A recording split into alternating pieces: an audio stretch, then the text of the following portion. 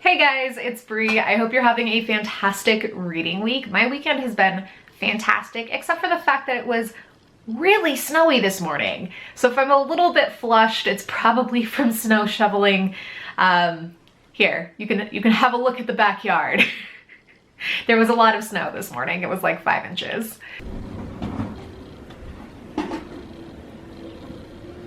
So let's go ahead and talk about the BookTube Babbles topic. This is the one about what's on your shortlist for nominating for the BooktubeSFF Awards, and this is always a process that I find complicated. I have a hard time narrowing things down and definitely have a hard time being like, ooh, I think this one was really good, but was this better?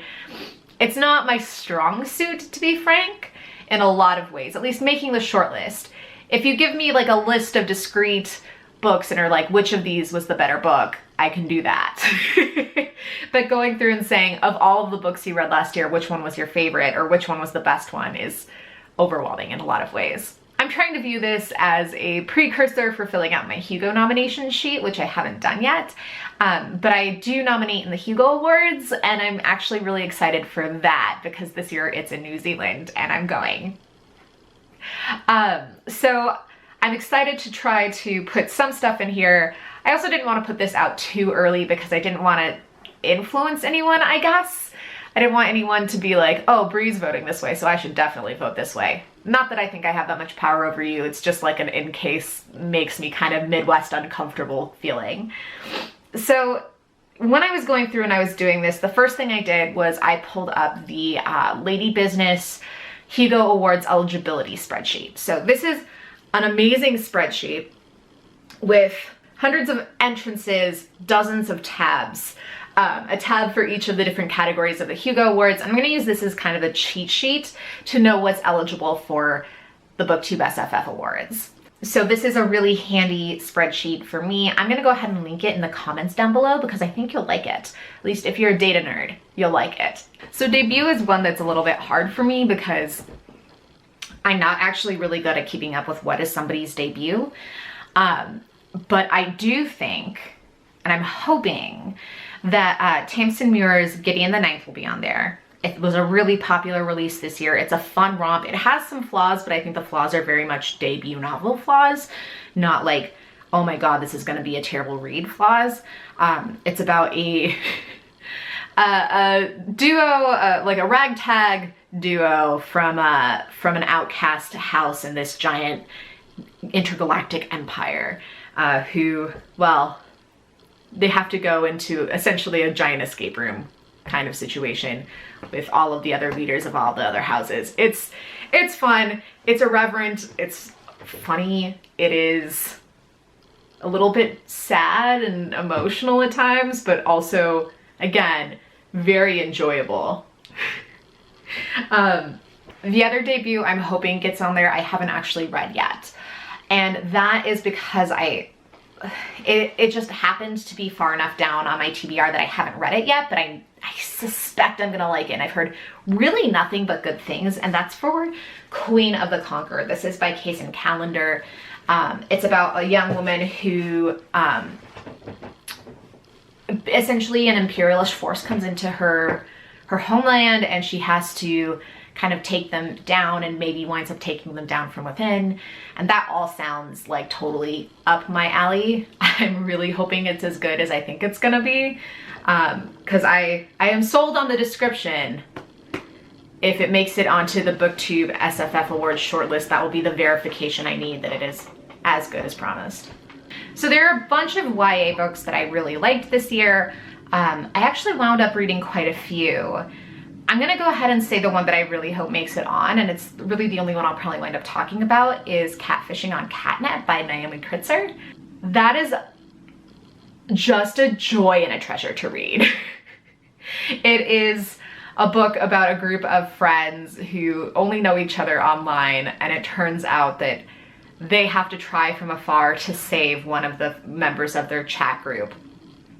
One of the members turns out to be like an AI, which is, I'd say it's a spoiler, but it's not because it's revealed very, very fast. It's written from the perspective of the AI mostly. It's one of those ones that makes you feel real good in your heart and is like, yes, my internet friends are my friends in real life. Even if it doesn't make it on, I highly suggest you read Catfishing on Catnet. It is a joy. Can you see this little paw? Hello.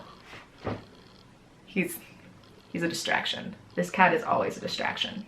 And then for best middle grade work, I'm probably going to nominate Aru Shah, which was a really, really enjoyable story about a young girl who gets into trouble at a museum and maybe unleashes a demon.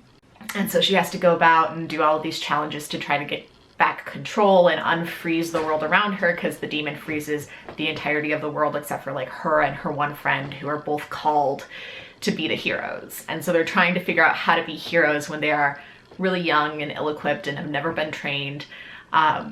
It's kind of a little bit of a joy. It's one of those like classic, it has a very classic middle grade feel to me, and I really liked that about it. It's from the Rick Riordan Presents line, and I really enjoyed it. I've actually really been enjoying most of the things I've read out of that line. I'm not actually a huge Rick Riordan fan, but what he's doing with that particular group of books and publication power is really phenomenal. Under Best Fantasy, I'm probably going to be nominating Magic for Liars by Sarah Gailey. This is a fantastically charming book. Gailey has this really lovely narrative style where they are able to really be charming in not like the cozy, like sit at home with a fire charming kind of way, in very like 1930s roguish dude, like you like me even though you know you maybe shouldn't kind of charm, which I'm a sucker for. It's also an extremely fun story that simultaneously manages to be uplifting and cynical, which is a very delicate balance to maintain. So that will probably be one of the things that I think about for nominating for Best Fantasy. For Best Science Fiction is a hard one, because my gut says to go with Sisters of the Vast Black by Lena Rossner, and that's actually not eligible. So Sisters of the Vast Black, I'm going to have to nominate under short work. It is a novella about a group of nuns who are in space. And essentially they're trying to figure out what is the balance between living within a religious structure that gives them rules and orders and living by their faith, which has, you know, kind of these like moral mandates that maybe aren't necessarily coinciding with what the structure is asking them.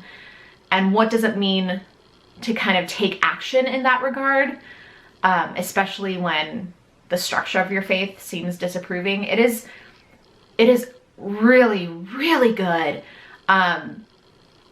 It is maybe my favorite book of last year, which is not a thing that I say very much.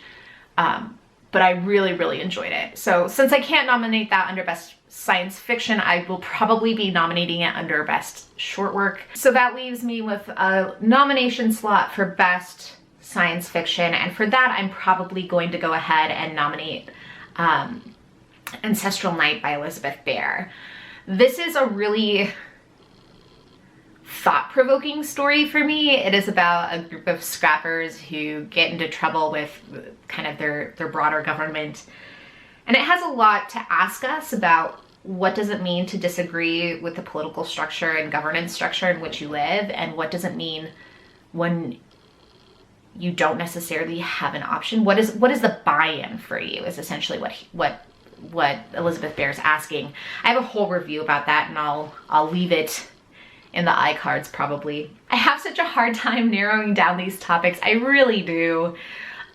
Because the moment I think of one thing and I'm like, oh my gosh, that was phenomenal, I'm like, oh my god, no, but did you think about this one, Brie? So, you know, we'll see if I actually wind up nominating these. I can tell you Sisters of the Vast Black will for sure be on my list.